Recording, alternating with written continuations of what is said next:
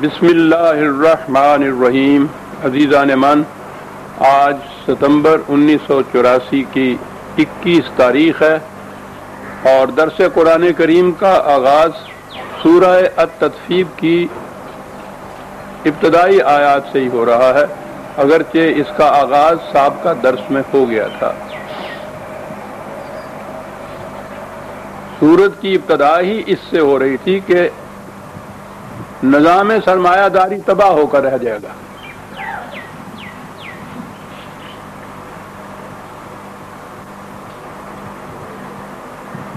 یہ چیز، یہ اعلان سرمایہ داروں کے لیے باور کرنے کا ہی نہیں تھا۔ وہ اسے باور ہی نہیں کر سکتے تھے کہ کیا کہا جا رہا ہے۔ اکنامکس کے طالب علم جانتے ہیں کہ ابتدا میں غلامی کا عہد ہو، جاگیرداری کا نظام ہو، پھر اس کے بعد یہ کیپٹلزم کا نظام ہو، یہ سارے نظام حقیقت میں سرمایہ داری ہی کی مختلف شکلیں ہیں۔ تو انسانوں کی تاریخ میں اتنی صدیوں سے بھی زیادہ عرصے سے ایک نظام کامیاب ہی نہیں مسلط چلا آ رہا تھا۔ کوئی دوسرا نظام پنپ ہی نہیں سکا اس کے مقابلے میں، اور پھر یہ اتنا عالمگیر ہو گیا تو ساری دنیا میں یہ پھیل گیا۔ اس کے متعلق یہ کہنا، اور آج سے 1500 سال پہلے کہنا قریباً، کہ یہ نظام تباہ ہو جائے گا، خدا ہی کہہ سکتا تھا،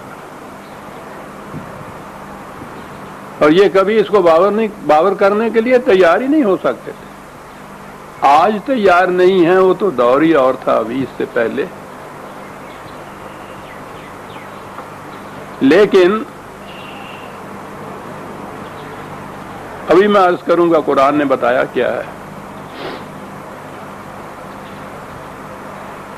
کہا یہ کہ یہ لوگ سمجھے بیٹھے ہیں کہ یہ جو کاروان انسانیت کے راستے میں اس طرح رکاوٹ بن کے بیٹھے ہوئے ہیں، کیا بات ہے قرآن کی، یہ انسانیت کو آگے ہی نہیں بڑھنے دیتے۔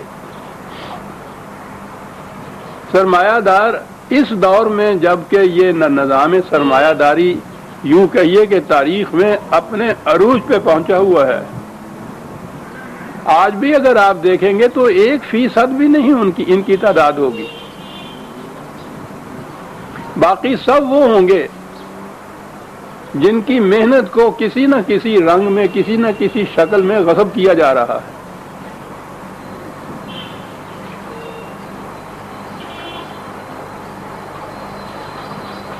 تو یہ جو 1% یا جتنا بھی آپ سمجھیں اس سے بھی کم ہے، یہ ہیں کیا؟ انسانیت کے راستے میں روڑے بن کے اٹکا رہے ہیں، آگے نہیں بڑھنے دے رہے۔ 2-4 ہزار سال پہلے بھی جہاں محنت کش مزدور غلامی کی، محکومی کی حیثیت برداشت کر رہا تھا، مفلسی، غریبی، اسی میں آج ہے یہ، اس کو آگے ہی نہیں بڑھنے دیتے۔ یہ میں نے کہا تھا نا کہ قرآن نے جو ویل للمطففین کہا ہے، تطفیف جو ہے عربی زبان کے اندر، اونٹنی کا ایسا بچہ جان دینا جو ناتمام ہو۔ قرآن تو ایک لفظ کے اندر اتنی بڑی حقیقت بیان کر جاتا ہے۔ اونٹنی کے پاؤں باندھ دینا کہ یہ اپنی رفتار سے نہ چل سکے، یہ ہے لفظ تطفیف۔ مطفف وہ ہیں جو یہ کرنے والے ہیں۔ ناتمام بچہ دینے سے تو اونٹنی کا بچہ تو اونٹنی وہ بن نہیں سکتا، پاؤں باندھ دیے جائیں تو اپنی رفتار سے چل نہیں سکتی۔ انسانیت کی یہ چیز شکل کرنے والے ہیں یہ لوگ جو نظام سرمایہ داری کے حامل ہیں۔ تو یہ جو کہا ہے کہ یہ ان کے راستے میں یہ رکاوٹیں بن کے کھڑے ہیں، انسانیت آگے ہی نہیں بڑھ سکی۔ آج بھی بھوکے ننگے مفلس بیکار بیچارے رونے چیخنے والے، ان کو دیکھیے تو ان کی تعداد کے اعتبار سے اس قدر زیادہ کثرت ہے، کثرت ہی ان کی ہے۔ انسانوں کی آبادیاں ہی وہی نظر آ رہی ہیں، ان کو آگے نہیں بڑھنے دیا۔ جہاں وہ 10,000 سال پیشتر بلکہ اس سے بھی پہلے جس مقام کے اوپر وہ تھے وہ آج بھی اسی مقام پہ ہیں، ان کو آگے بڑھنے ہی نہیں دیا انہوں نے۔ کہا کہ یہ سمجھتے ہیں، یہ سمجھے بیٹھے ہیں کہ ہمیں راستے سے کون ہٹا سکتا ہے۔ الا یظن اولئک انہم مبعوثون، انہیں معلوم ہونا چاہیے کہ یہ راستے سے ہٹائے جائیں گے۔ لیوم عظیم، ایک انقلاب عظیم آئے گا، ایک دور آئے گا۔ یوم کے معنی دور یہاں کریں تو زیادہ بہتر ہوگا۔ تاریخ نے بھی اپنے ہاں جو اصطلاحات وضع کی ہیں اس میں دور کی بھی ایک اصطلاح ہے۔ یہ جو نظام ہیں اکنامکس کے، اقتصادیات کے، ان کو بھی مختلف ادوار کہا جاتا ہے۔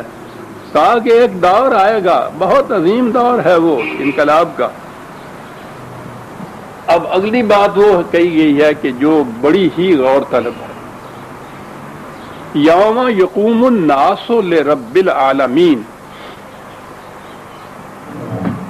نظام سرمایہ داری کے خلاف جو نظام قرآن دے رہا ہے معاشی، وہ ربوبیت عالمینی ہے۔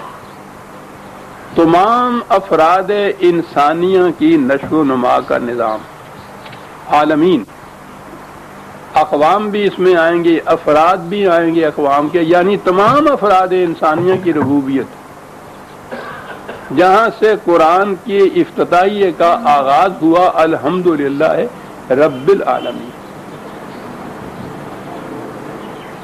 یہ ہے وہ دور جس کی نشاندہی کرتا ہے قرآن، ربوبیت عالمینی۔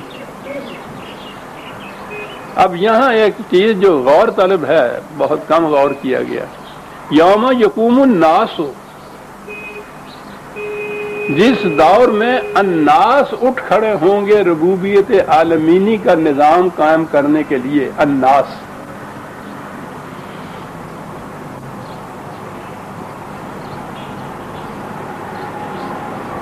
الناس انسانوں کو کہتے ہیں، لیکن آج سمجھنے کے لیے جو اصطلاح دی پیپل جس کو کہا جاتا ہے، اس کا کانسیپٹ، اس کا تصور کچھ اس قسم کا ہے۔ پیپل، عوام، جمہور،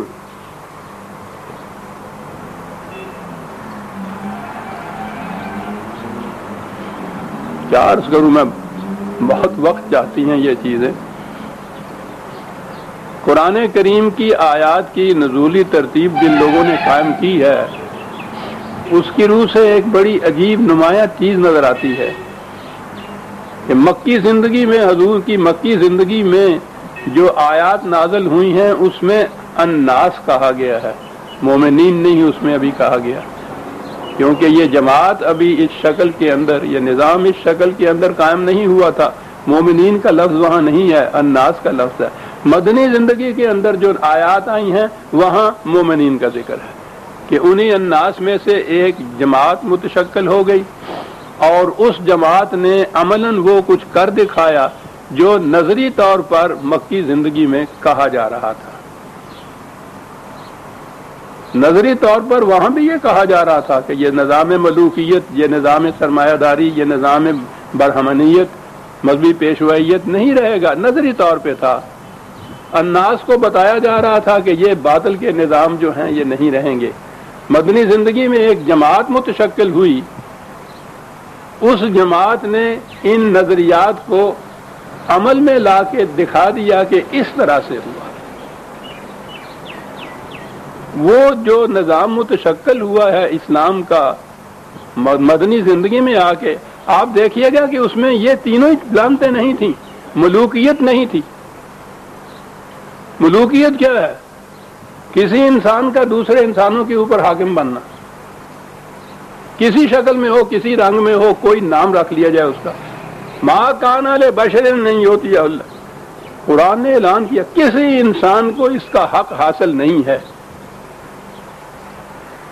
خواہ اس کے بعد ضابطہ قانون ہو والکتابہ والحکمہ والنبوۃ، ایگزیکٹو پاورز ہوں، اور نبوت بھی کیوں نہ ہو اس کے بعد کہ وہ انسانوں سے کہے کہ کونوا عبادا لی من دون اللہ، کہ خدا کے محکوم نہیں میرے محکوم بن جاؤ۔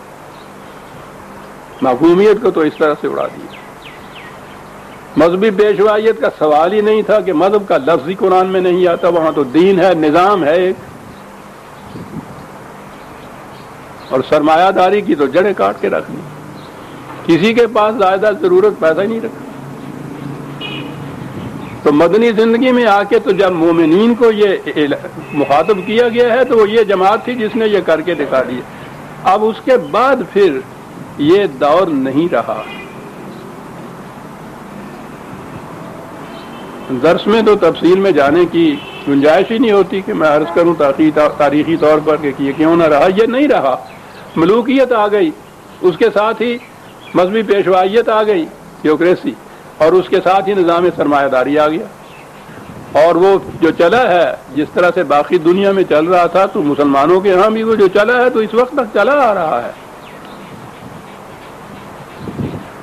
اب قرآن بتا یہ رہا ہے، بڑا غور طلب یہ معاملہ ہے کہ یہ کب راستے سے ہٹائے جائیں گے۔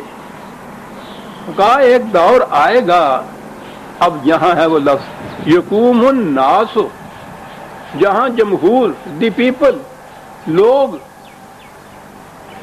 اور کیا ترجمہ کیا جائے اس کا، یہ اٹھ کھڑے ہوں گے ربوبیت عالمینی کے نظام کو نصب کرنے کے لیے، جمہور اٹھ کھڑے ہوں گے۔ وہ میں نے عرض کیا کہ وہ جو دی پیپل کا لفظ ہمارے ہاں اصطلاح آئی ہے وہ ان کے لیے ہی ہے، اگرچہ پھر وہ دی پیپل جو ہے وہ تو وہی ہیں، وہ government of the people, for the people, وہ گورنمنٹ آف دی پیپل وہ انہی کے لیے ہوتی ہے، سرمایہ داری کے نظام کے لیے، ملوکیت کے لیے۔ لیکن بہرحال فریب ہی صحیح، دی پیپل تو کہا جا رہا ہے۔ یہ الناس یوں سمجھ لیجیے کہ یہ کوئی پرٹیکولر کمیونٹی یا جماعت یا کوئی قوم یوں نہیں ہے، الناس ہیں۔ 1000 سال کو تو چھوڑ دیجیے جو آیا، عزیزان مان اپنے اس دور کو دیکھیے، یہ عالمگیر تحریکیں شروع ہو رہی ہیں مزدوروں کی، یہ لوگ کہ جن کی محنت کشوں کی، ان کی تحریکیں شروع ہو رہی ہیں دنیا کے اندر اس نظام کے خلاف۔ یہ دور کی بات نہیں، میں خود اپنے بچپن کے زمانے کی بات کہہ رہا ہوں، 50-60 سال پہلے کہہ لیجئے۔ مزدور محنت کش جن کو یہ کام مل جاتا تھا، کہیں بھی وہ مل جائے، وہ مطمئن ہوتے تھے، خوش ہوتے تھے۔ کہیں اس کا نام ہی نہیں تھا کہ کارخانے کے مزدوروں نے کارخانے والے کے خلاف ایجیٹیشن شروع کر دی ہو، راج مزدور نے لوگوں کے خلاف ایجیٹیشن شروع کر دی ہو، مزارع جو تھے، کاشتکار جو تھے، انہوں نے زمینداروں کے خلاف کوئی ایجیٹیشن شروع کر دی ہو۔ میں اپنے اتنے دور کی میں بات کر رہا ہوں، اس کا نام ہی نہیں تھا۔ جسے کام مل جاتا تھا وہ خدا کا شکر کرتا تھا، مطمئن ہوتا تھا، مغرون منت ہوتا تھا اس کا، وہ جو اس کو مزدوری پہ لگا لیتا تھا، کام دے دیتا تھا، دعائیں دیتا تھا اس کے حق میں۔ بالکل یہ نظام ایسا تھا جس میں یہ مطمئن ہو جاتا تھا جس کو ملتا تھا، جس کو نہیں ملتا تھا وہ منتیں کرتا تھا، خوش آمدیں کرتا تھا، سفارشیں کرتا تھا کہ مل جائے کسی طرح سے، اس کے خلاف ایجیٹیشن نہیں کرتا تھا۔ کل تک ابھی یہ دور تھا کہ یہ دی پیپل، یہ جو عوام تھے، ان کے ذہن میں یہ بات ہی نہیں تھی کہ یہ نظام جو ہے یہ باطل ہے، ہماری محنت کی کمائی کو یہ ہضم کیے چلا جا رہا ہے، اس کے خلاف آواز اٹھائی جا سکتی ہے، یہ تصور نہیں تھا۔ یہ ابھی ابھی کی بات ہے، تھوڑے ہی عرصے کی بات ہے، یہ چیز اٹھی ہے مزدوروں محنت کشوں میں، اور وہ جنگل کی آگ کی طرح ساری دنیا میں اس وقت پھیل چکی ہوئی ہے۔ روز یہ تحریکیں اٹھتی۔ الناس جسے قرآن نے کہا ہے یقوم الناس لرب العالمین، الناس اٹھ کھڑے ہوں گے۔ ابھی تو اس کا آغاز ہے، ابتدا ہے۔ جن ملکوں میں اس قسم کی آزادی ہے، وہاں منظم طریقے کے اوپر بھی یہ چیز شروع ہو گئی ہے۔ لیکن قرآن تو بتاتا ہے کہ یہ دور آنے والا ہے جس میں یہ دا پیپل، یہ لوگ جو ہیں یہ اٹھ کھڑے ہوں گے ان کو راستے سے ہٹانے کے لیے، اور اٹھ کھڑے ہوں گے کے لیے لے رب العالمین۔ کیا بات ہے! جہاں سے قرآن نے ابتدا کی ہے اپنے نظام کے تعارف کی، الحمدللہ رب العالمین، اس لے رب العالمین یقوم الناس۔ اب یہ کوئی ایک جماعت کی بات نہیں کر رہا، الناس اٹھ کھڑے ہوں گے اس کے لیے، نظام سرمایہ داری کے لیے، وہ جو پہلے کہا کہ ان کو راستے سے ہٹانے کے لیے۔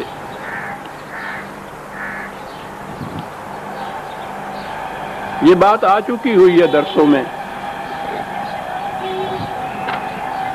کہ اس قسم کے انقلابات برپا کرنے کا ایک طریقہ تو وہی جسے انقلابی کہا جا سکتا ہے وہ ہوتا ہے بائی ریولیوشن، جسے کہا جاتا ہے۔ تھوڑے سے وقت کے اندر یہ انقلاب برپا کر لیا جا سکتا ہے۔ یہ جماعت مومنین نے وحی کی روشنی کے اندر یہ کیا۔ اور دوسرا طریقہ وہ ہوتا ہے جسے زمانے کے تقاضے کہا جاتا ہے۔ یہ ایک کوئی عجیب چیز ہے، یہ فلاسفی آف ہسٹری کی جو کتابیں ہیں یورپ والوں کے ہاں، یعنی ہسٹری آف فلاسفی نہیں بلکہ فلاسفی آف ہسٹری، تاریخ کا فلسفہ، یہ چیز اس کے اندر آتی ہے کہ عقل انسانی اپنے تجرباتی طریق سے وہ کرتی یہ ہے کہ کسی ایک نظریے کو، ایک نظام کو وہ اپناتی ہے، اس پہ عمل کرتی ہے کچھ عرصہ آگے چل کے، اور وہ عرصہ 1000 سال کا بھی ہو سکتا ہے۔ قرآن نے تو 50 ہزار سال کا بھی کہا ہے ایک ایک دن۔ وہ دیکھتی ہے کہ یہ ناکام رہا، وہ اس کو چھوڑتی ہے، تو پھر کیا کرتی ہے؟ اس کے جو اچھے پہلو ہوتے ہیں ان کو لیتی ہے، اور چونکہ اس کے سامنے یہ بات نہیں ہوتی کہ مکمل نظام اس کی جگہ کون سا ہے، وہ ایک اور نظام وضع کرتی ہے جس میں اپنے تجربے کی بنا پر جو پہلے نظام کے اچھے پہلو ہوتی ہے ان کو ساتھ رکھ لیتی ہے، پھر دوسرے نظام کو اپنے ہاں لیتی ہے اور اس پہ چل نکلتی ہے۔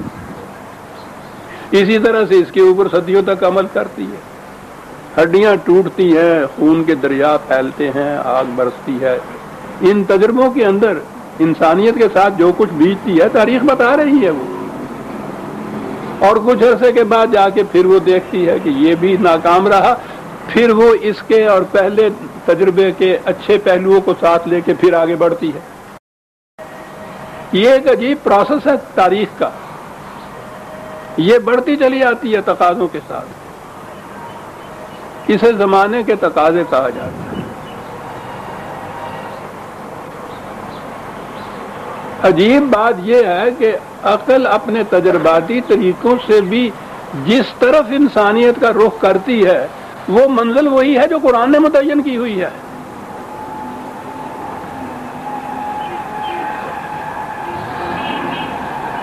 اس میں عرصہ بڑا لمبا لگ جاتا ہے، پہنچا دیتی ہے اس منزل کی طرف، لے جاتی ہے اس منزل کی طرف، عرصہ بڑا دراز لگتا ہے اس میں۔ انسانیت بڑی ہی استفاض شکن منزلوں میں سے گزرتی ہے اس تک پہنچنے کے لیے۔ پھر وہی اقبال کا شعر، اقبال نے یہ چیزیں قرآن سے لی ہوئی ہیں، ہر دو بمنزل رواں، ہر دو امیر کارواں، دونوں ہی منزل کی طرف لے جا رہی ہے انسانیت کو، دونوں ہی اس کاروان کے کارواں سلوار ہیں۔ کون کون سی چیزیں؟ عقل اور وحی۔ عقل بہیلا می برد، عشق برد کشاں کشاں۔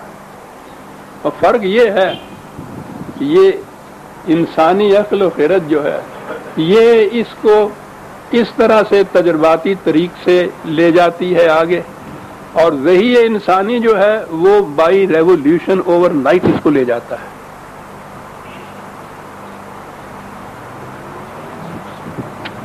یہ عقل انسانی تجرباتی طریقے سے بھی لے جاتی ہے تو ایک چیز اس میں تاریخ بتاتی ہے کہ اس میں بڑی ڈسٹرکشن ہوتی ہے، بڑی تباہی آتی ہے، اور پھر بھی وہ پچھلے نظام کو تو الٹ سکتی ہے۔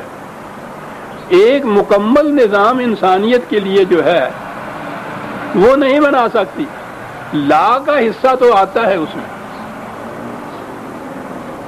اللہ کا حصہ نہیں آتا۔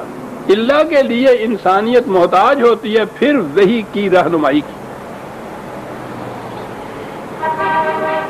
روس کا انقلاب جب آ رہا تھا تو اقبال کو دیکھیے جس انداز سے اس نے یہ بات کہی ہے کہ یہ ٹھیک ہے تمہارے دلوں کے اندر انسانیت کا درد بھی موزن ہے، تم تنگ بھی آئے ہوئے ہو ان پادریوں کے ہاتھوں سے، اس مذہب کے ہاتھ سے، سرمایہ داری کے ہاتھ سے، اس کو الٹ بھی رہے ہو، الٹ بھی دو گے تم، لیکن یہ تو حصہ لا ہوگا، بنیادیں کھیڑنا ہوگا، تخریب ہوگی، ان کو راستے سے ہٹانا ہوگا۔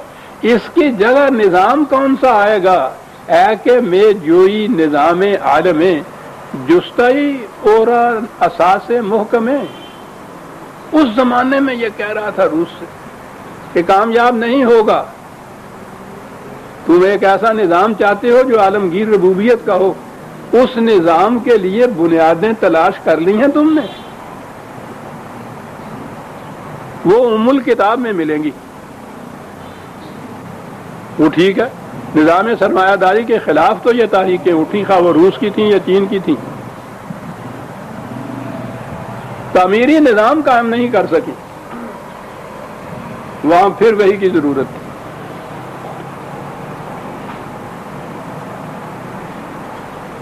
یہ مقامات انسانیت کی ہسٹری میں بڑے اہم موڑ ہوتے ہیں۔ یہاں پہنچ کے اگر وہ اساس محکم کسی طرح انہیں مل جائے یا کوئی دینے والا وہاں ہو، کوئی قوم ایسی ہو جو انہیں یہ دے دے، تو پھر کاروان انسانیت سی منزل پہ پہنچ جاتا ہے۔ نہ ہو تو پھر وہی اپنا پہلا ہی تجرباتی طریق جو ہے لا کے بعد اللہ کے لیے پھر وہ شروع ہو جاتا ہے۔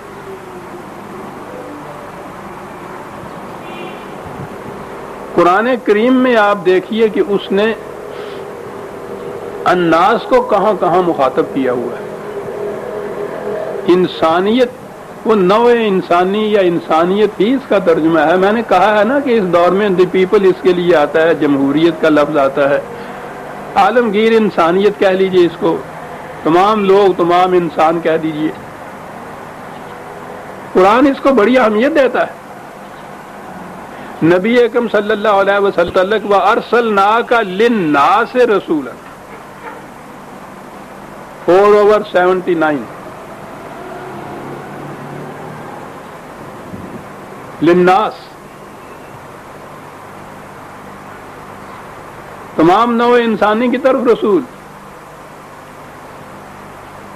حضور کی یہ مادی زندگی وہ 63 برس کی تھی، رسالت محمد صلی اللہ علیہ وسلم تو ابدی ہے، قیامت تک جاری رہنے والی ہے اور پوری انسانیت کے لیے ہے، للناس۔ حضور انہی چند مومنین کے لیے رسول نہیں تھے جو حضور کی زندگی میں، حضور کے زمانے میں اسلام جنہوں نے قبول کیا اور اس جماعت میں شریک ہو گئے، یہ تو الناس کے لیے تھا۔ جو جماعت آپ نے تیار کی تھی وہ بھی مقصود بالذات نہیں تھی۔ وَكَذَلِكَ جَعَلْنَاكُمْ أُمَّةً وَسَطًا لِتَكُونُوا شُهَدَاءَ عَلَى النَّاسِ 2/143 2/143۔ اس طرح ہم نے تمہیں ایک ایسی امت بنایا جو تمام انسانیت، تمام اقوام انسانیت سے برابر فاصلے کے اوپر ہے۔ بڑی عجیب کی تشبیہ ہے یہ، جیسے مرکز ہوتا ہے محیط سے، ہر نقطہ یکساں فاصلے پہ اس پہ ہوتا ہے، نہ کسی قوم سے یہ تم کھنچے ہوئے ہو، نہ کسی کی طرف جھکے ہوئے ہو، پوری انسانیت کے لیے یکساں فاصلے کے اوپر ہو۔ ایک ایک لفظ قرآن کا عزیزان من پوچھو نہیں کیا معنی کی دریا اپنے اندر رکھتا ہے۔ واسطاً کاہے کے لیے؟ لِتَكُونُوا شُهَدَاءَ عَلَى النَّاسِ، تاکہ تم الناس کے اعمال کی نگرانی کر سکو۔ پھر وہی الناس آ رہا ہے۔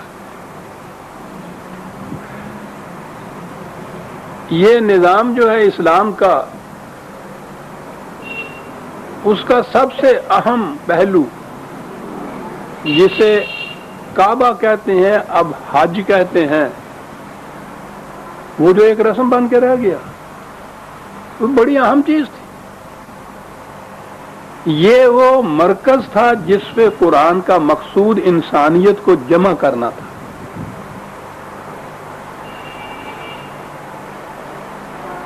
اور جب بھی کوئی عالمگیر تاریخ انسانیت کی اٹھے گی، وہ اسی مرکز کے اوپر جمع ہوگی۔ قرآن کہہ رہا ہے یہ چیز، یہ احساس پیدا ہو رہا ہے اقوام عالم میں کہ ایک مرکز کی ضرورت ہے جہاں انسانیت جمع ہو جائے۔ اور قرآن نے یہ حج کے متعلق میرا ایک مضمون طلوع اسلام کی، شیخ صاحب کون سی اشاعت، اسی میں یا اس سے پہلے کی، وہ اشاعت میں شائع ہوا ہے حج کا مقصود۔ اس میں ایک بات آپ دیکھیں گے، سارے قرآن کریم میں جہاں جہاں کعبہ اور حج کا ذکر آیا ہے، وہاں مومنین سے خطاب نہیں ہے، الناس سے خطاب ہے۔ گویا یہ ایک ایسی تاریخ کا مرکز ہے جو عالمگیر انسانیت کے لیے تھی۔ جب کعبے کو سب سے پہلے کعبے کا تعمیر ہوئی، اس کعبے کی حضرت ابراہیم علیہ السلام کے ہاتھوں میں، اس مقام کے اوپر کہا ہے وَجَعَلْنَا الْبَيْتَ مَثَابَةً لِلنَّاسِ وَأَمْنًا، اسے ہم نے پوری نو انسانی کے لیے جمع ہونے کا مقام بنایا اور امن کا مکان بنایا۔ انسانیت امن کی تلاش میں ہے، پوری انسانیت کے لیے امن کا مقام اور جمع ہونے کا مقام بنایا اس کو۔ یہ تھا بیت اللہ کا مقصد۔ اور اس کے بعد کہا یہ کہ وَاتَّخَذُوا مِن مَّقَامِ إِبْرَاهِيمَ مُصَلًّى، بات دور نکل جائے گی۔ ہمارے ہاں تو اب یہ ہے کہ تم مقام ابراہیمی کو اپنا مصلی بناؤ۔ وہاں میں نے بھی دیکھا، وہاں خانہ کعبہ کے پاس ایک چھوٹی سی جگہ ہے، وہاں بھی وہ بنایا ہوا ہے کچھ چار دیواری چھوٹی سی، اسے مقام ابراہیمی کہا جاتا ہے کہ حضرت ابراہیم علیہ السلام نے یہاں نماز پڑھی تھی اور وہاں 2 نفل پڑھنے ہوتے ہیں۔ اب وہ یہ بات رہ گئی۔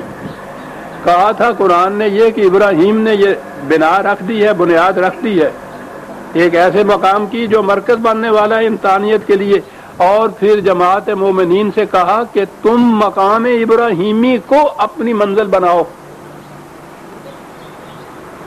مقام ابراہیمی کیا تھی؟ جب وہ تعمیر کعبہ سے فارغ ہوئے یا ان منازل میں سے گزرے تو خدا نے یہ کہا انی جاعلو کا للناس اماما، تمام نوع انسانی کی لیڈرشپ یا امامت جو ہے وہ ہے تمہارے حصے جو آئی۔ وہ جب تم یا تمہارا کہتا ہے قرآن تو اس سے ایک فرد مراد نہیں ہوتا ہے، اس فرد کا مسلک مراد ہوتا ہے، اس کا مقصود منزل مراد ہوتا ہے۔ کہ ابراہیم کے سامنے جو نصب العین تھا وہ نوع انسانی کی امامت تھی۔ جماعت مومنین سے کہا کہ تم اس مقام ابراہیمی کو حاصل کرو، وہی للناس۔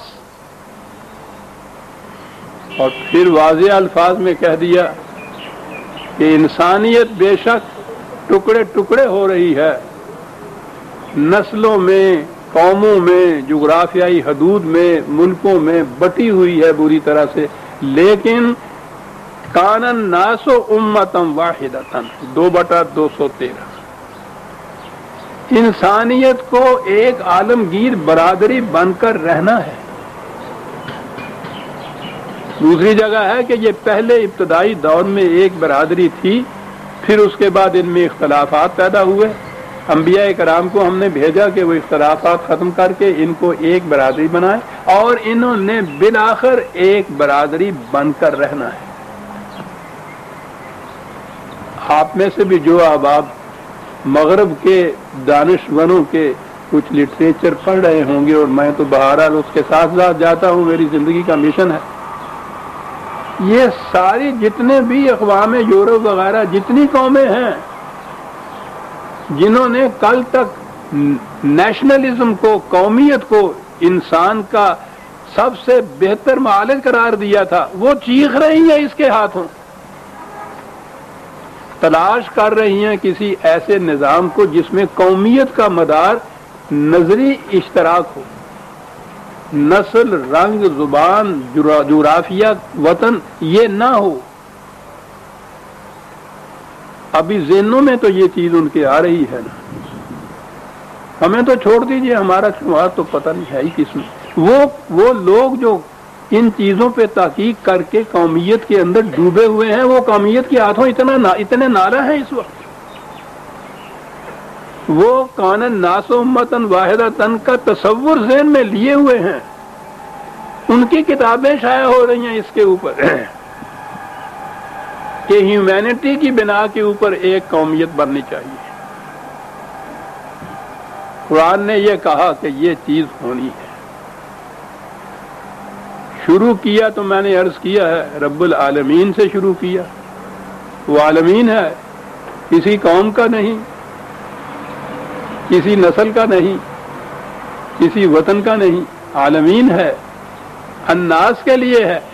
اور جب قرآن کا اختتام ہوا ہے تو قل اعوذ برب الناس، ملک الناس، الہ الناس، ختم ہی ناس تک کی ہے اس نے۔ تکمیل ہی اس نظام کی، اس تعلیم کی الناس سے ہونی ہے، یہ آخری الفاظ ہیں قرآن کے۔ الناس کا رب بھی، الناس کا حاکم بھی، اور الہ بھی ان کا وہی۔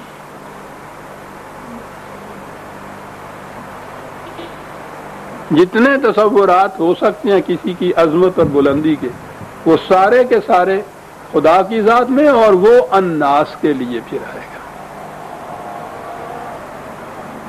اب ان ناس کے بعد پھر آپ دیکھ لیجیے کہ یوم یقوم الناس لرب العالمین، جس دور میں الناس کھڑے ہو جائیں گے، اٹھ کھڑے ہوں گے، کاہے کے لیے؟ ربوبیت عالمینی کے لیے۔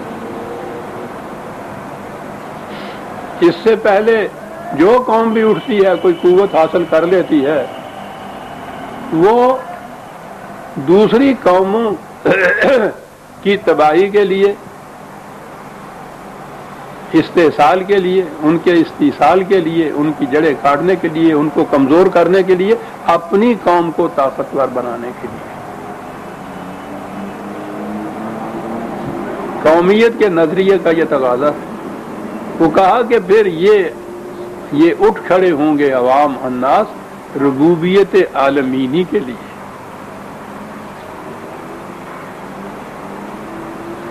اس دور میں کیا ہوگا؟ بڑی عجیب چیزیں آ رہی ہیں۔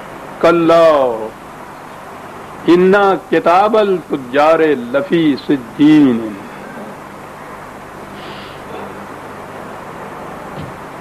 کتاب وہی جسے اعمال نامہ کہا گیا، وہی بات کہ جو یہ نظام جو قائم کیے ہوئے ہیں ان کے نتائج جو فجار کہا، میرا خیال ہے پہلے یا اس سے پہلے درس میں یہ فاجر اور فجار آ چکا ہوا ہے۔ اس کے معنی ہوتے ہیں ٹکڑے ٹکڑے کر دینے والے۔ تو بات صاف ہو گئی، نو انسانی کو ٹکڑے ٹکڑے کر دینے والے، نیشنلزم کے مسلک کے دائی۔ انسانیت کو تو قرآن نے ایک عالمگیر برادری قرار دیا ہے نا، یہ الگ الگ کر دینے والے۔ اور اس درس میں میں نے قرآن کی آیات سے بتایا تھا، قرآن نے کہا تھا کہ جنہیں ملانے کا خدا نے حکم دیا تھا یہ ان کو الگ الگ کرتے ہیں۔ ہمارے ہاں میں نے کہا تھا نا کہ جو فاسق و فاجر کا لفظ آ رہا ہے، ہمارے ہاں تو یہ الفاظ اب رہ گیا ہے، کوئی کھڑے ہو کے سوچتا ہی نہیں کہ اس کے معنی تو دیکھ لیجئے کہ کیا ہے۔ الگ الگ کر دینے والے، ٹکڑے ٹکڑے کر دینے والے ہیں۔ یہ کیوں سوچیں اس کو؟ سب سے بڑے الگ الگ ٹکڑے کرنے والے تو خود ہیں۔ عالمگیر انسانیت کو ایک برادری بنانا تو ایک طرف، انہوں نے تو مسلمانوں کے ٹکڑے کر رکھے ہوئے.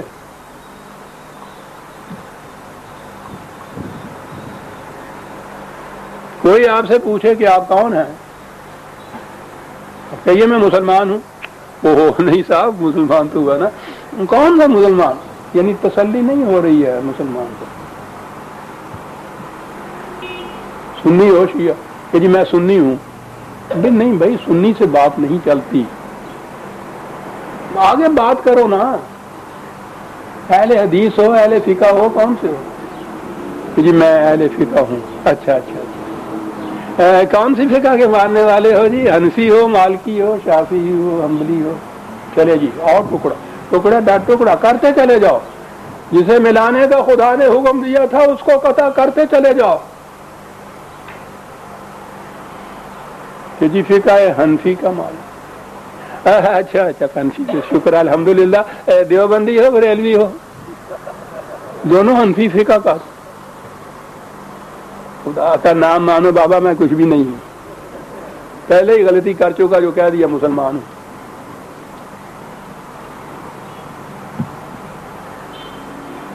یقطعون ما امر اللہ بہ ان یوصل، جنہیں ملانے کا حکم دیا تھا خدا نے، تم ان کے ٹکڑے ٹکڑے کر رہے ہو. تو یہ کیوں ان آیات پہ غور کریں گے؟ قرآن کا مقصود تو انسانیت کو عالمگیر برادری بنانا ہے، اور ان کا مقصد دینی جن کو یہ شرع کہتے ہیں، خود انسانیت تو ایک طرف رہی، جو مسلمان امت واحدہ تھی اس امت واحدہ میں بھی ٹکڑے ٹکڑے کر دینا، اور متشدد ہیں اپنے اپنے فرقے میں. بڑے فخر سے اعلان ہوتے ہیں، ان کے اخبارات کا بھی پڑھیے. الحمدللہ فلاں جگہ فلاں مسجد میں فلاں مولوی صاحب کے حق کے اوپر فلاں نے آ کے اسلام قبول کر لیا، بیعت کر لی. مسلمان ہے، پہلے وہ فقہ کو مانتا تھا، پھر حدیث کو ماننے لگ گیا، تو یہ صاحب مسلمان ہوا. یہ گرہیں اتنی شدت سے کسی جاتی ہیں کہ ادھر سے ادھر نہیں ہو جاتا. تو جس قوم کی اپنی حالت یہ ہو کہ وہ مومن کہلانے کے باوجود خدا نے تو مسلمین کا نام رکھا تھا، وَسَمَّاكُمُ الْمُسْلِمِينَ، اب صرف مسلم یا مسلمان نام تسلی کی وجہ نہیں رہا، آگے پھر ٹکڑے ٹکڑے جو کریے جاتے ہیں وہ بھی بتانا پڑتا ہے. تو جو قوم اس کو اپنے ہاں دین سمجھ رہی ہو، اسلام سمجھ رہی ہو، وہ عالمگیر انسانیت کا تصور ہی نہیں کر سکتی.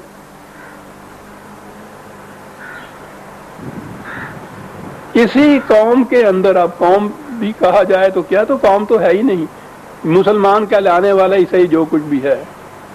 دیکھ رہے ہیں 4 سال سے جنگیں شروع ہوئی ہیں آپس میں. بڑے فخر سے اعلان ہوتا ہے کہ ہم نے کل ایک دن کے اندر 10,000 علاقی مار دیے. وہ کہتے ہیں ہم نے اتنے جہاز ان کے ڈبو دیے. ان کے اے چشم اشک بار ذرا دیکھ تو صحیح، یہ گھر جو بہ رہا ہے کہیں تیرا گھر نہ ہو. وہ کس کے مار دیے 10,000 اور کس کے ڈبو دیے جہاز کو؟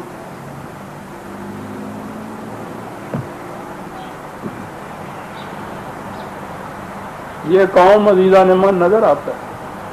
مذہب کے پھندوں میں جو پھنس جائے وہ شاید ہی کہیں عالمگیر انسانیت پہ آ جائے. وہ قومیں آ جائیں گی جو ان مسائل کو صرف آن میرٹ سوچتی ہیں کہ قومیت کے کتوں میں تقسیم ہونے سے ہمارا کتنا نقصان ہو گیا.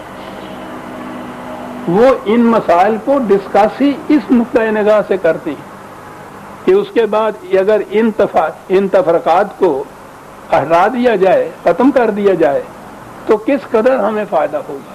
وہ اس بنا پہ کر رہے ہیں. یہاں سوال ہی نہیں.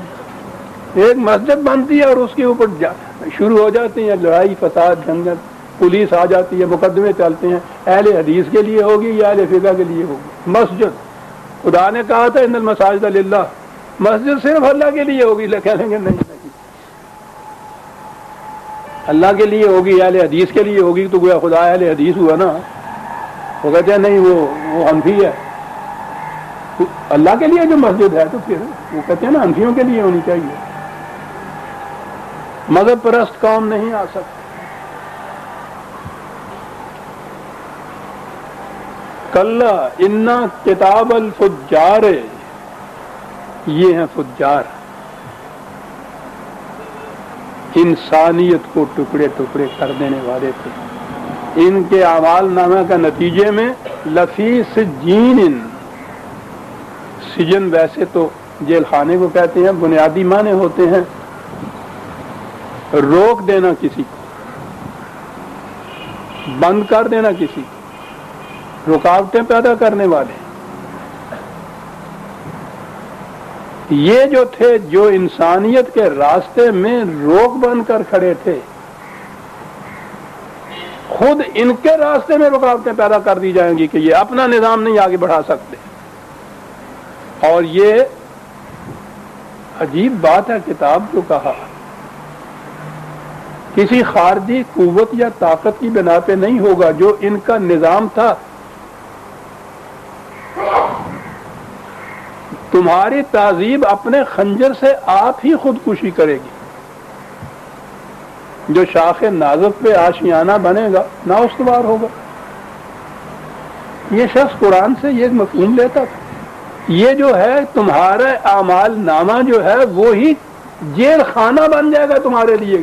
کیا بات ہے انداز. اور پھر عربی زبان اگر آپ دیکھیں تو آپ کو ادبی چاشنی بھی آ جائے.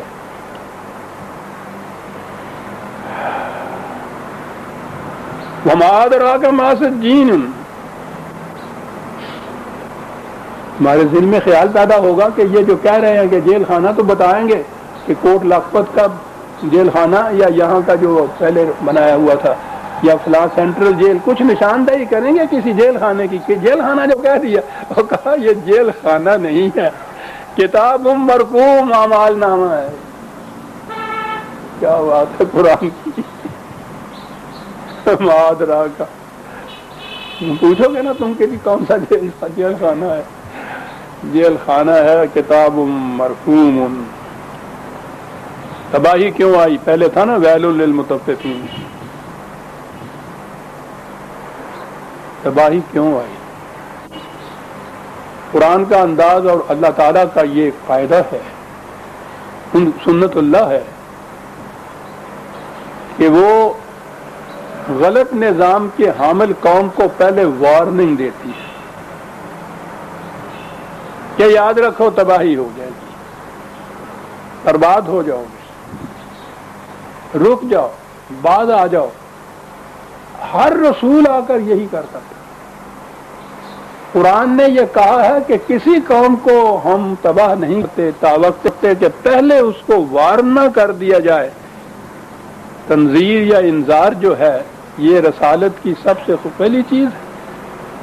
ان کو وارن نہ کر دیا جائے کہ یہ جس راستے پہ تم جا رہے ہو یہ تمہیں کنویں میں، اندھے کنویں میں گرا دے گا. اس کو وارن کر دیا جاتا ہے، بار بار وارن کیا جاتا ہے. وہ کیا کہتے ہیں؟ ارے باتیں کر رہے ہو، سب جھوٹ ہے جو کچھ تم کہتے ہو. یہ اتنا بڑا نظام ہمارا عالمگیر نظام چلا آ رہا ہے صدیوں سے. اور جی اس نظام کے متعلق تو میں عرض کروں، کبھی آپ دیکھیں اکنامکس کو، یہ جو نظام سرمایہ داری ہے پوری قوت اور شدت کے ساتھ یہودیوں کے اندر ہے. یہ تو کل کی بات ہے کہ ان کو یہ سلطنت حاصل ہو گئی،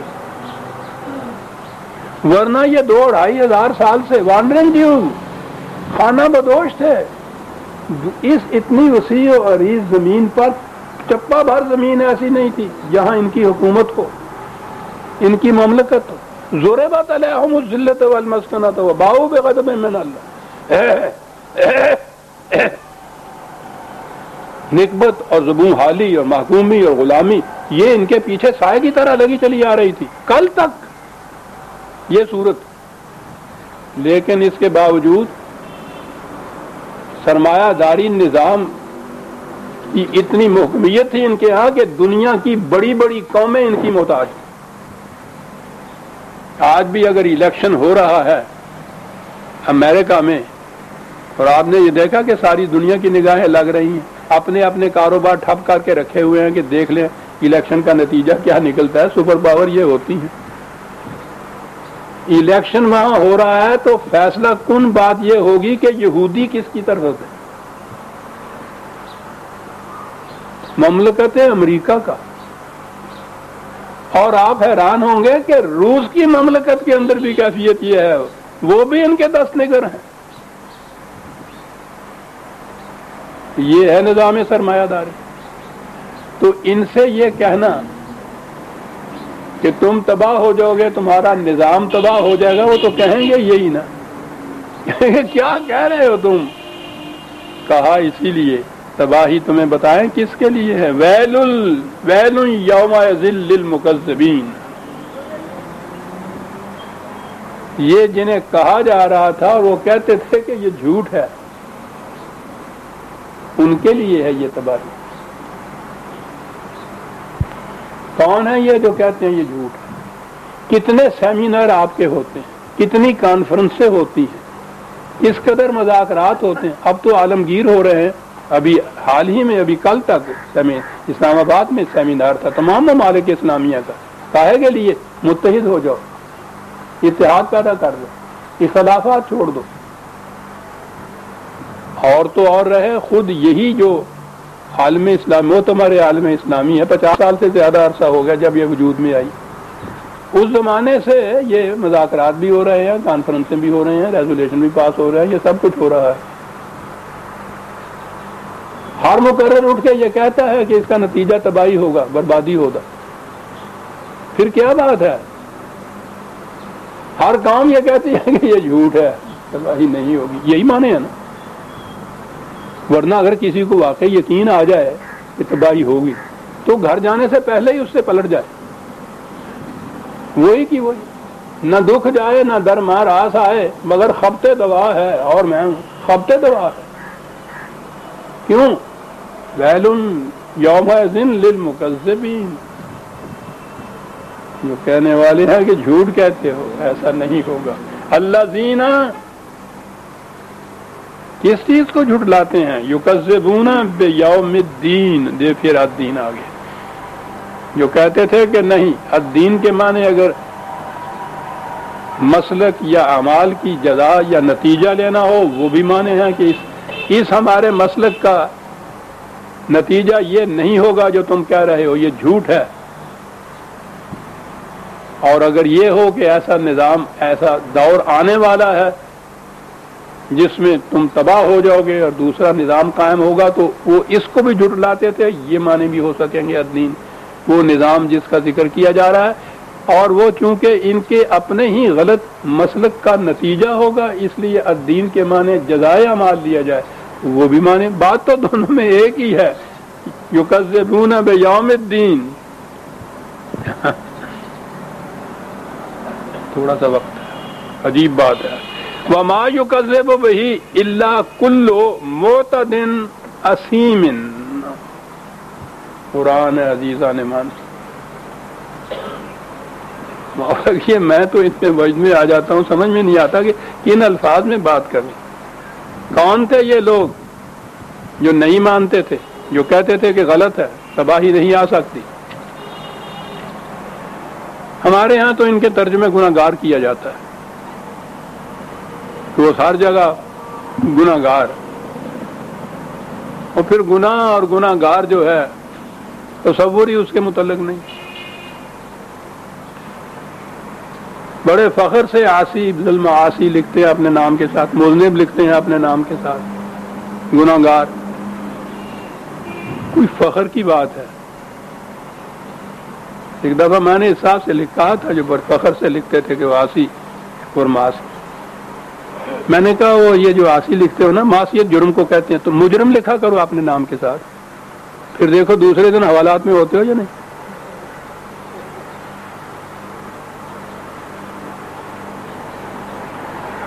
گناہ گار کہہ دینے سے کوئی ذہن پہ بات نہیں ایسی بنتی. مجرم کہیے کسی کو، پھر دیکھیے ہے نا لفظوں میں. تو گناہ گار فخر کی بات ہے. معتدن، اثیمن، الگ الگ الفاظ قرآن لاتا ہے. نظام سرمایہ داری میں کیا ہوتا ہے؟ دولت کا نشہ سرکشی سکھا دیتا ہے، حدود فراموشی سکھا دیتا ہے، خود دولت کا نشہ کہا جاتا ہے۔ اور جتنی سرکشیاں، حدود فراموشیاں، استبداد یہ ہوتا ہے دولت کے زور پہ ہوتا ہے، سرمایہ کے زور کے اوپر ہوتا ہے۔ معتدن، حدود فراموش کر، سرکشی کر جانے والا، ابھی دوسرے معنی بھی میں عرض کروں گا، یہ تو عربی زبان ہے۔ تو ایک طرف تو یہ کیفیت ہوتی ہے کہ وہ قوت کے نشے میں سرکش اور حدود فراموش ہو جاتا ہے۔ معتدن ایک تو ایک یہ ہے عدوان، طوفان کی طرح آگے بڑھ جانے والا۔ اور سرمایہ کار جو ہے، سرمایہ دار جو ہے، یہ محنت نہیں کرتا، روپیہ اس کا روپیہ کما کے لاتا ہے نا، خود محنت نہیں کرتا۔ محنت نہ کرنے کی وجہ سے اس کے جو قواعد عملیہ ہوتے ہیں وہ سست پڑ جاتے ہیں۔ اسی لیے اگر کہیں ایک دھچکا لگ جائے نا کروڑ پتی کے اوپر بھی، ہارٹ فیل ہو جاتا ہے اس کا۔ مزدور کو اگر ایک دن نہ بھی میرے مزدوری تو کوئی بات نہیں، وہ دوسرے دن پھر نکل کھڑا ہوتا ہے، یہ برداشت ہی نہیں کر سکتا اس قسم کے دھچکے کو۔ اس لیے کہ یہ جو قوت ہوتی ہے مدافعت کی، یہ جو قوت ہوتی ہے محنت کرنے کی، وہ نہیں رہتی، مزمل ہو جاتی ہے، سست ہو جاتی ہے۔ اسیم کے یہ معنی ہوتے ہیں، سست ہو جانے والا، مزمل ہونے والا۔ اب سرمایہ کار کے دونوں خصوصیتیں یا گوشے قرآن لے آیا سامنے۔ دولت فراوان آتی ہے تو یہ اس کے نشے کے اندر حدود فراموش ہو جاتا ہے، محنت کرنا چھوڑ دیتا ہے تو مزمل ہو جاتی ہیں اس کی قوتیں۔ کلو معتدن اسیم۔ اور دوسری طرف جائیے، معتد کے معنی یہ جو متعدی امراض ہوتی ہیں، ایک تو یہ مرضیں ہوتی ہیں، دوسرے کو بھی لگ جاتی ہیں۔ ان کے ہاں کے جو عیوب ہوتے ہیں سرمایہ داری یا دولت سے پیدا کی ہوئے، اور لوگوں کو بھی متاثر کرتے ہیں۔ متعدی مرض ہوتی ہے، چھوٹا سرمایہ دار بھی وہی کچھ کرنے لگ جاتا ہے جو بڑا سرمایہ دار کرتا ہے، متعدی مرض ہوتی ہے۔ اور بعض عیوب ایسے ہوتے ہیں جو انسان کی اپنی ذات تک ہوتے ہیں، متعدی نہیں ہوتے، اس کی ذات کو مزمحل کرتے چلے جاتے ہیں۔ شراب کا نشہ ہے، وہ سرکشی پیدا کرتا ہے، اوئے ساڈے سامنے نہ آئی، شراب یہ کرتی۔ رنجیت سنگھ جا رہا تھا نا ہاتھی پہ چڑھا ہوا، وہاں سے ایک جاٹ گزرا نشے میں، لگاؤ کانیا کٹا بیچنا ہی، انہیں کیا نکایا پڑ کے لے آئے۔ دوسرے دن وہ آیا، رنجیت سنگھ نے کیا کہ کیوں جی سردار جی کٹا خریدنا جے؟ کہنے لگا جی وہ وپاری لگ گئے کل والے۔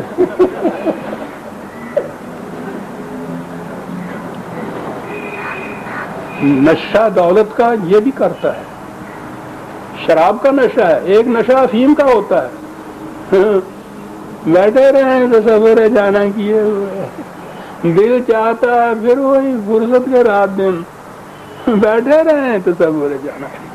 یہ جو امراض ہیں اپنی ذات کو ہی بھلا دینے والے۔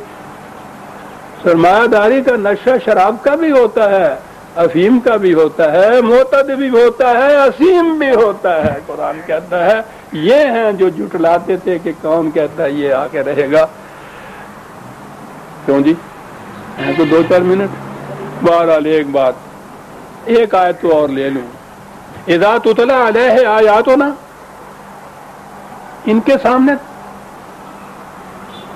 تاریخی شواہد پیش کیے جاتے ہیں کہ دیکھو اقوام سابقہ کو، جس قوم نے بھی یہ نظام اپنے یہاں قائم رکھا، دیکھو اس کا انجام کیا ہوا۔ قارون کا انجام دیکھو، فرعون کا انجام دیکھو، قوم مدین کا انجام دیکھو۔ قرآن کریم نے تمام اقوام عالم جو سابقہ تھیں ان کے نظام سرمایہ داری کا انجام بتایا ہوا ہے۔ جب ان سے کہا جاتا ہے کہ ان کو دیکھو، کہتے ہیں کہ یہ پرانے لوگوں کی کہانیاں ہیں جو تم بیان کر رہے ہو، واقعہ تھوڑا کہانیاں پرانے لوگوں کی. حالانکہ قرآن نے کہا ہے، تاریخ کی اہمیت اس نے بتائی کہ یہ ہم کہانیاں نہیں بیان کرتے، ہم بتاتے یہ ہیں کہ فلاں قوم نے اس قسم کا نظام قائم کیا تو اس کا نتیجہ یہ نکلا، دوسری قوم نے ایسا نظام قائم کیا تو اس کا نتیجہ یہ نکلا. یہ ہے معنی.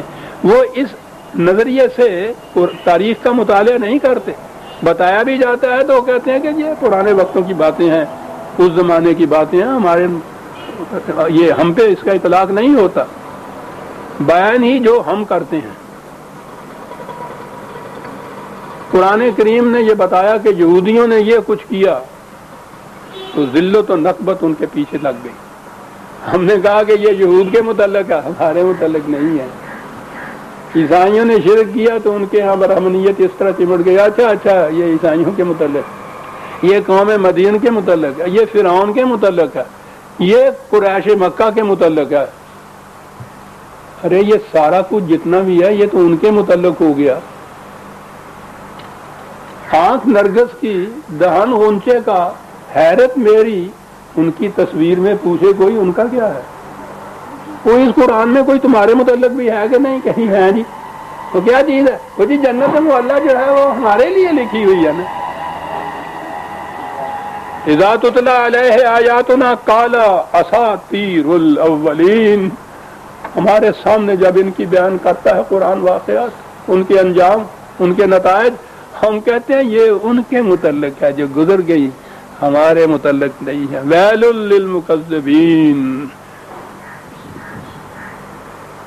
غلط نظام کے انجام کو جھٹلانے والے تباہ ہو جاتے ہیں. تاریخی شواہد بھی پیش کیجئے تو کہتے ہیں کہ اگلے وقتوں کی یہ کہانیاں ہیں، ہم سے کوئی تعلق نہیں ہے. آگے پھر بتاتا ہے کہ یہ جو نقطہ نگاہ ہے، یہ جو ذہنیت ہے، اس کا نتیجہ کیا ہوتا ہے اگلے درس میں ہم لیں گے. سورہ تطفیف کی آیت 13 تک ہم آ گئے. ربنا تقبل منا انک انت السمیع العلیم. شکریہ.